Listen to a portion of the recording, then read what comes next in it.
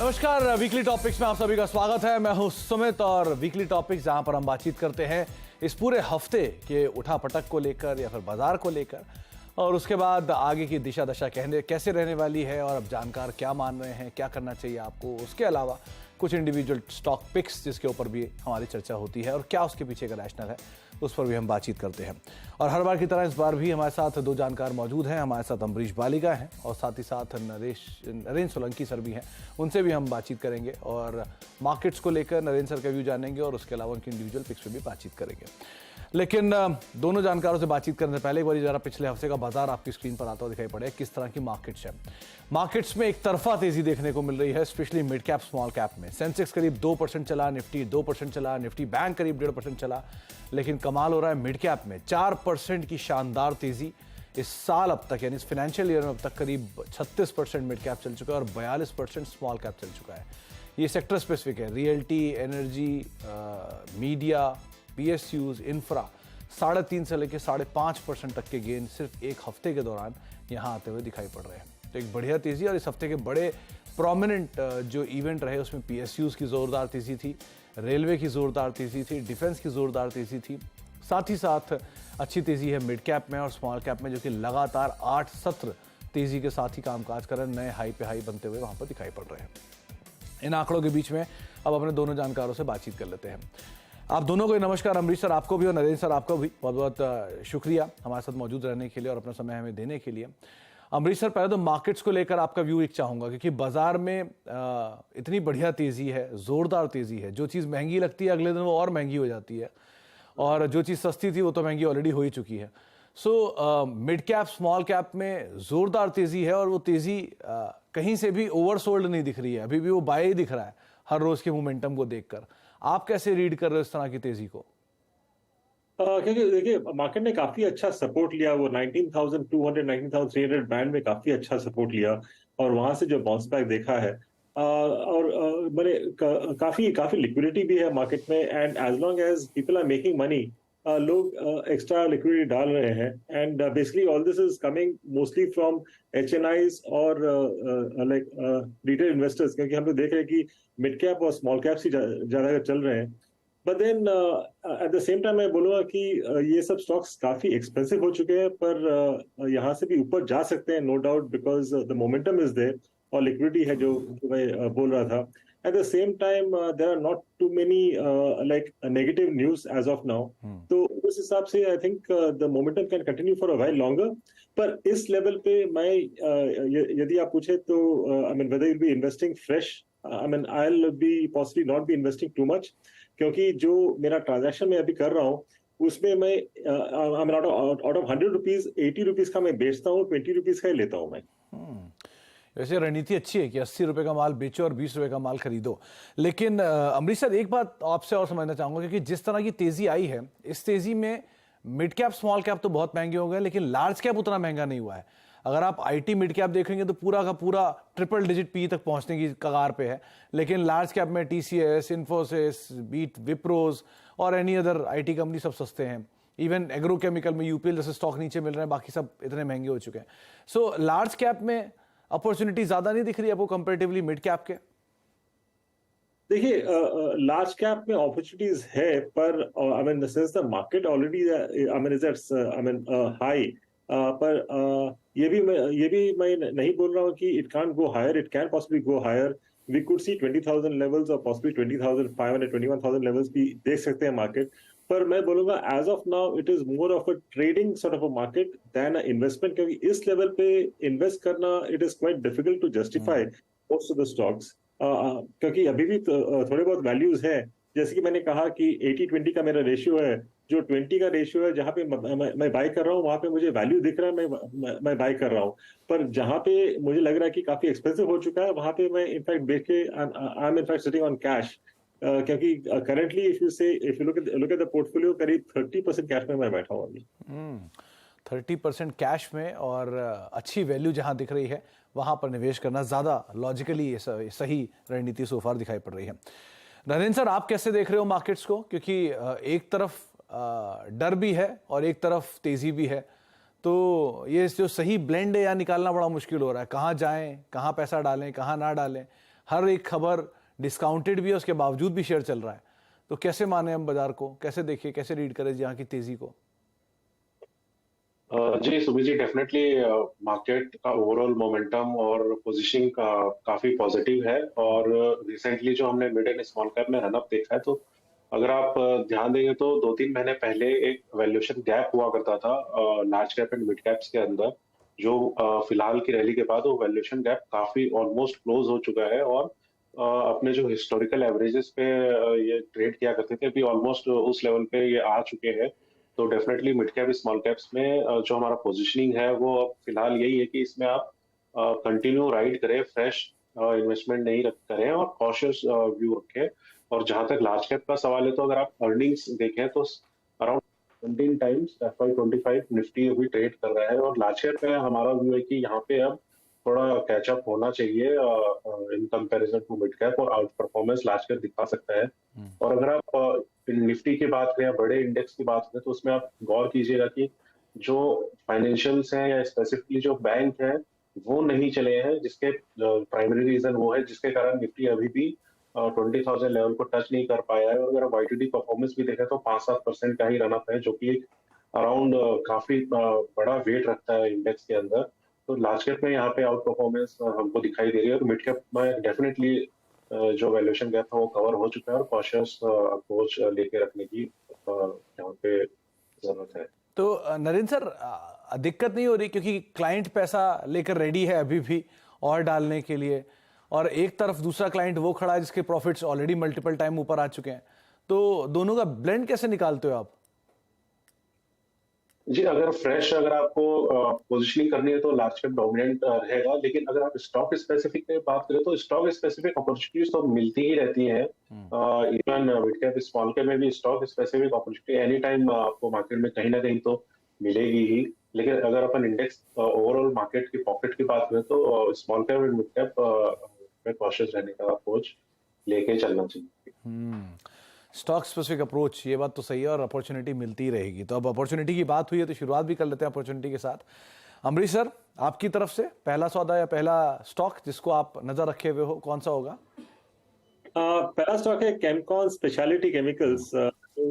Speciality chemical sector में है जहाँ पे अंडर परफॉर्मेंस देखा है, पर मुझे लगता है कि आगे जाके we should see much better performance from these companies.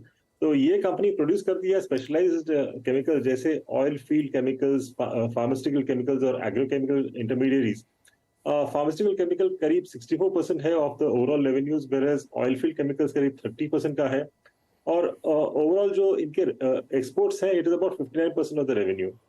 Pharma sector के लिए स्पेशलिटी केमिकल जो बनाते हैं HMDS जिसका नाम है, केमकॉन अकेला मैन्युफैक्चरर है इंडिया में और थर्ड लार्जेस्ट ग्लोबली। सिमिलरली और एक फार्मा केमिकल है CMIC, जहां पे again Chemcon is the largest globally, क्योंकि मार्केट लीडरशिप है, China plus one policy I mean is playing out decently well. तो मुझे लगता है कि ये कंपनी को काफी बेनिफिट होगा। नए एप्लीकेशंस भी ये लोग डेवलप कर रहे हैं, जैसे कि HMDS जिसका बात मैंने किया था, it can be used in semiconductors. तो ये शायद मुझे लगता है कि नेक्स्ट बिग फोकस एरिया रहेगा इंडिया के लिए। इनके नए प्लान्स आ रहे हैं on stream before March 24 and one more is coming in FY25। और Q4 में थोड़ा स्लोडाउन देखा था क्योंकि फार्मा और एग्रोकेमिकल में ओवरस्टॉकिंग हुआ था, पर मुझे लगता है कि over the next few quarters it should improve considerably. तो यहाँ पे मेरा EPS का अनुमान है FY25 का करीब 20 का है, और this translates into a target price of about 400। Amrish sir, आपके मतलब लास्ट स्टडीज तक केमिस्ट्री था क्या साथ में आपके?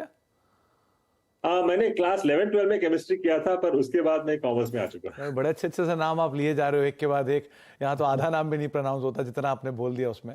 और लास्ट टाइम भी जब आपसे बात हुई थी तो आपने केमिकल की तेजी पकड़ी थी, और उसके बाद से क्या बढ़िया मूव आया है वो इनग्रेविया जैसे शेयरों में या फिर फाइन ऑर्गेनिक्स जैसे शेयरों में अच्छी तेजी आते हुए दिखाई पड़ी है। तो एक नया नाम केमकॉन स्पेशलिटी, इसके ऊपर आप नजर रख सकते हैं अगर आप केमिकल की स्टोरी को प्ले करना चाह रहे हैं तो। नरेंद्र सर, आपकी तरफ से पहला नाम? जी, पहला हमारा पिक लार्ज कैप स्पेस से ही होगा, जैसे हम बात कर रहे थे। और लार्ज कैप में भी डिफेंस PSU कंपनी है, अभी PSUs भी काफी फ्लेवर में है। कंपनी का नाम है हिंदुस्तान एरोनॉटिक्स लिमिटेड। और कंपनी के अगर आप इंटरनल्स देखें, चाहे वो फाइनेंशियल्स हो या ऑर्डर बुक पोजीशन देखें, तो 82,000 करोड़ का ऑर्डर बुक है, 26,000 करोड़ ऑलरेडी ऑर्डर्स आ चुके हैं, और कंपनी एक्सपेक्ट कर रही है कि रिमेनिंग ईयर के लिए भी अराउंड 48 से 58,000 करोड़ के ऑर्डर आएंगे।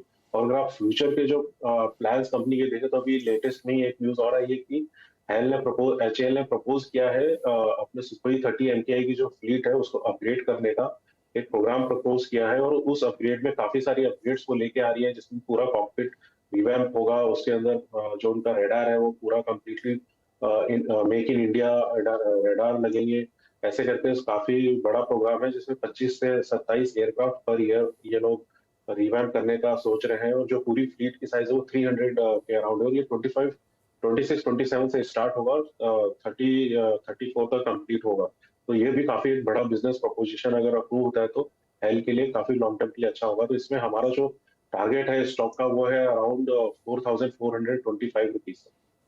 4,425 रुपीज, जबकि ये शेयर ऑलरेडी 1 लाख करोड़ की मार्केट कैप हिट कर चुका है और एक बढ़िया ऑल टाइम हाई दिखा रहा है। उसके बावजूद अच्छी तेजी की उम्मीद नरेंद्र सर अभी भी लगाकर चल रहे हैं। तो डिफेंस की जो स्टोरी है वो लगातार तेजी में है, और ऑनगोइंग समिट G20 समिट में भी कुछ नए करार आते हैं जो विदेशों को लेके, तो वो भी इस कंपनी के लिए अच्छे टेलवेंड के तौर पे कामकाज करेंगे। रिसेंटली मसगांव डॉक में भी एक करार हुआ, तो उसका इम्पैक्ट भी हमने देखा, स्टॉक में 10% की तेजी है। तो आप HCL पे नजर रखें, 4425 रुपये का टारगेट यहाँ पर आप देख सकते हैं।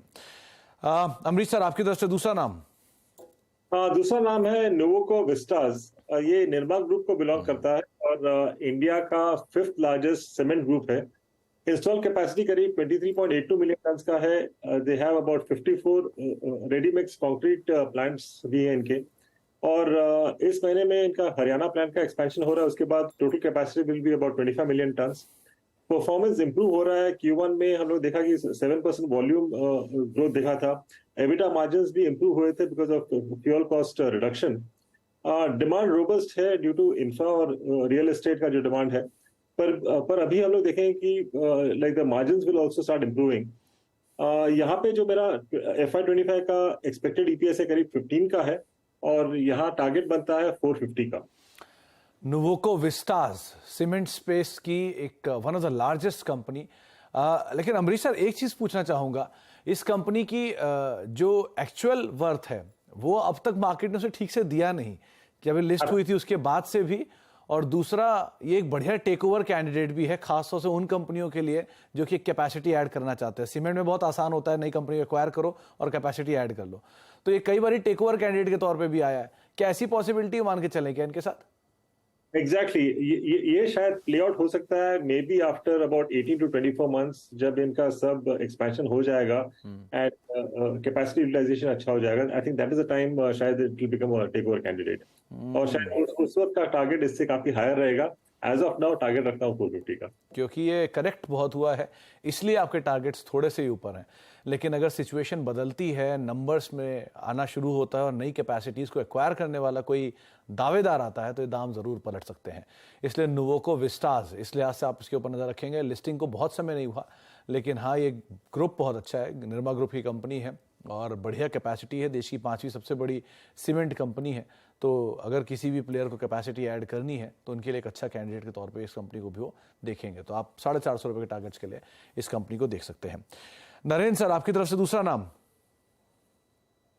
जी, हमारा जो दूसरा नाम है वो कंपनी इलेक्ट्रॉनिक सेक्टर से है। इलेक्ट्रॉनिक मैन्युफैक्चरिंग, जैसा कि आप जानते हैं, काफी फोकस में है गवर्नमेंट के, और गवर्नमेंट कोशिश कर रही है कि मैक्सिमम से मैक्सिमम जो बेस प्रोडक्ट्स हैं इलेक्ट्रॉनिक्स में एटलीस्ट वो तो मेक इन इंडिया हो ही, और वहां से धीरे धीरे ग्रेजुअली वैल्यू एडिशन की तरफ भी जो है प्रोडक्ट्स आगे चले। तो इसमें जो कंपनी हमने चूज करी है वो केन्स टेक्नोलॉजीज, और कंपनी जो है वो मैन्युफैक्चरर है, OEM box build, printed circuit board assemblies and ODM service provider है। कंपनी का अगर ऑर्डर बुक देखेंगे तो 3000 करोड़ की ऑर्डर बुक है, जो कि कंपनी एक्सपेक्ट करती है 18 to 20 मंथ्स में एग्जीक्यूट करने की, जिससे अगर आप इसको रेवेन्यू में ट्रांसलेट करेंगे तो काफी हाई ग्रोथ कंपनी आगे आने वाले 2 सालों में दे सकती है। और इसमें हमारा लॉन्ग टर्म निवेश की सलाह है। टारगेट इसमें रहेगा 2400 रुपीज। 2400 रुपये के टारगेट्स के लिए आप केन्स टेक को देख सकते हैं। 2036 का मौजूदा स्तर है, यानी कि अभी भी 20% का पोटेंशियल अपसाइड स्टॉक में बनता हुआ दिखाई पड़ रहा है। नरेंद्र सर, ये हाल की ही लिस्टिंग है, बहुत ज़्यादा इससे समय बिताया नहीं है, लेकिन वो जिस तरह से डिक्सन और एम्बर इनकी री रेटिंग हुई है या फिर EMIL जैसी कंपनियों की री रेटिंग हुई है, क्या मान के चले कि वो एक पॉसिबिलिटीज यहाँ पे भी दिख रही है आपको? PLI का बड़ा बेनिफिशियरी बन रहा है? जी हाँ, बिल्कुल। और अगर इसके आप टॉप लाइन देखें और ऑर्डर बुक से कंपैरिजन करें तो एग्जीक्यूशन देखें तो काफी हाई ग्रोथ कंपनी आने वाले सालों में दिखा सकती है। और जो इसकी अर्निंग्स में जो ट्रांसलेशन आएगा, जो ग्रोथ के on the back of growth, वो जो इसका मल्टीपल्स है वो काफी रीजनेबल हो जाएंगे। तो काफी अच्छी पॉसिबिलिटीज है on the back of high growth.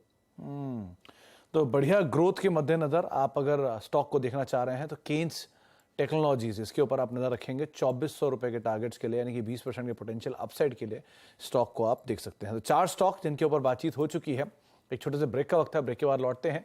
2 और स्टॉक हैं, उनके ऊपर ही बातचीत करते हैं, और साथ साथ कुछ बजिंग स्टॉक है उनके ऊपर ही बातचीत करते हैं छोटे से ब्रेक के उस पार। आप देख रहे हैं वीकली टॉपिक्स, और हम हर बार की तरह पूरे हफ्ते पर तो नजर रखे ही हैं, और साथ ही साथ कुछ और स्टॉक्स जिनको आप इस तेजी में भी या इस तेजी के बावजूद भी एक अच्छे हिस्सा बना सकते हैं अपने पोर्टफोलियो का, जहां पर आप नजर एटलीस्ट रख सकते हैं। तो 2 जानकार हमारे साथ मौजूद हैं, अमरीश सर मौजूद हैं और नरेंद्र सर मौजूद हैं। उनसे हम बातचीत कर रहे हैं अलग अलग स्टॉक्स को लेकर भी। अमरीश सर, आपकी तरफ से तीसरा नाम? तीसरा नाम है विएटेक वाबाग। ये प्रोवाइड करता है कंप्लीट रेंज ऑफ वाटर और वेस्ट वाटर ट्रीटमेंट सॉल्यूशंस। करीब 90 पेटेंट्स हैं इनके पास। डिसैलिनेशन का एक काफी बड़ा अपॉर्चुनिटी है कंपनी के लिए। स्ट्रॉन्ग एग्जीक्यूशन ट्रैक रिकॉर्ड है। मोर देन 2300 प्रोजेक्ट्स इन्होंने कंप्लीट किया है लास्ट 30 साल में। ऑर्डर बुक पोजीशन करीब 12,000 करोड़ का है, which is equivalent to about 3x FY24 estimated revenue. Asset light model है, और O&M के कारण इनका जो एन्युटी बिजनेस है वो भी स्टेडीली ग्रो कर रहा है। गवर्नमेंट का भी फोकस है जल जीवन मिशन और नमामि गंगे प्रोजेक्ट्स पर, so which is positive for this company. और ESG रेगुलेशंस टाइटन हो रहे हैं, तो demand for water related projects भी काफी बढ़ रहे हैं। तो यहाँ पे मेरा FY25 का एक्सपेक्टेड EPS है करीब 52 का, और इससे मेरा टारगेट बनता है 624 का। 624 रुपए के टारगेट्स के लिए आप वाटेक वबाग को देख सकते हैं। ये अमरीश सर, पिछली तेजी के बाद इसने बहुत गिरावट दिखाई थी। एक ज़माने में 4 डिजिट का स्टॉक होता था और टूट के ये लोअर 3 डिजिट की तरफ चला गया था, और वापस वहाँ से पिकअप कर रहा है। और ये यूनिक बिजनेस मॉडल में कंपनी काम करती है, इस तरह की कोई कंपनी भी नहीं है। तो ये वैल्यू बाय तो बहुत समय से थी, लेकिन पिकअप नहीं पकड़ पा रहा था। तो क्या लग रहा है, पिकअप आएगा क्या इस बार इसमें? अभी ये काफी गिरने के बाद पिकअप आया था बीच में, and again we have seen some small correction. Although earnings काफी अच्छे थे, they are walking the talk. जो इन्होंने प्रॉमिस किया था डिलीवरी का, वो कर रहे हैं। तो I think this is a long term sort of a buy. और in fact I mean I not be surprised यदि ये यहाँ से मल्टी बैगर बनता है over the next 5 to 6 years। पर जो मेरा ये टारगेट है 624 का, that's only for the next 8 to 9 months। यदि I can hold on for the next 3-4 years, ये काफी अच्छा रिटर्न देगा। तो बढ़िया रिटर्न यहाँ पर आता हुआ दिखाई पड़ सकता है। वाटेक वबाग, इसके ऊपर आप नजर रखेंगे। 624 रुपए के टारगेट्स के लिए अमरीश सर की तरफ से पिक आई है। नरेंद्र सर, आपकी तरफ से तीसरा नाम? जी, हमारा जो तीसरा स्टॉक है वो पावर स्पेस से है, और रिसेंटली कंपनी ईवी स्पेस में भी एंटर करी है।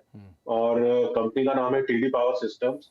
और बेसिकली कंपनी AC जनरेटर्स और इलेक्ट्रिक मोटर्स बनाती है। तो इसका जो जनरेटर्स का बिजनेस है वो काफी हेल्दी है और काफी अच्छे से ग्रो कर रहा है। और कंपनी EV मोटर्स भी बनाती है, और कंपनी ने कैपेक्स भी प्लान किया हुआ है EV के अंदर। 2 फेज में कंपनी का कैपेक्स एग्जीक्यूट हो रहा है। एक next year first phase complete हो जाएगा, और सेकंड फेज है वो उसके अगले साल कंप्लीट होगा, जिससे कंपनी की ग्रोथ की जो पाइपलाइन, जो ग्रोथ विजिबिलिटी है वो काफी अच्छी है। और कंपनी ने जो टारगेट दिया है अपने आप को, वो 10 बिलियन FY24 में रेवेन्यू गाइडेंस दी है। And increase in margin, operational margin भी कंपनी इंक्रीज हो रहा है कंपनी के अंदर, because of increasing operational efficiencies. तो लॉन्ग टर्म के लिए काफी अच्छा स्टॉक है। और EV मोटर्स की जो डिमांड है वो आने वाले दिनों में डेफिनेटली बढ़ने वाली है, और काफी अच्छे ग्रोथ प्रोस्पेक्ट्स है कंपनी के। इसमें हमारा टारगेट है 312 रुपीज। 312 रुपए के टारगेट्स के लिए आप टीडी पावर को देख सकते हैं। 275 276 के जोन्स में कामकाज कर रहा है, लेकिन अभी भी करीब 10 से 15 रुपए के आसपास, 10 से 15% के आसपास का अपसाइड और खुलता हुआ दिखाई पड़ सकता है। बहुत बहुत शुक्रिया अमरीश सर आपका भी, नरेंद्र सर आपका भी हमारे साथ मौजूद रहने के लिए हर बार की तरह, और बाजार पर बातचीत करने के लिए, सभी शेयरों पर अपनी राय रणनीति हमसे शेयर करने के लिए। तो फिलहाल अब वीकली टॉपिक्स को ही समेटेंगे, लेकिन बाजार में बुओयेंसी बरकरार है। थोड़ा ध्यान से संभल कर स्टॉप लॉस साथ ट्रेडिंग करें और अच्छे फंडामेंटल के साथ इन्वेस्ट करें, यही एक राय आपके लिए रखी गई है। फिलहाल आगे भी खबरों का सिलसिला बना रहेगा।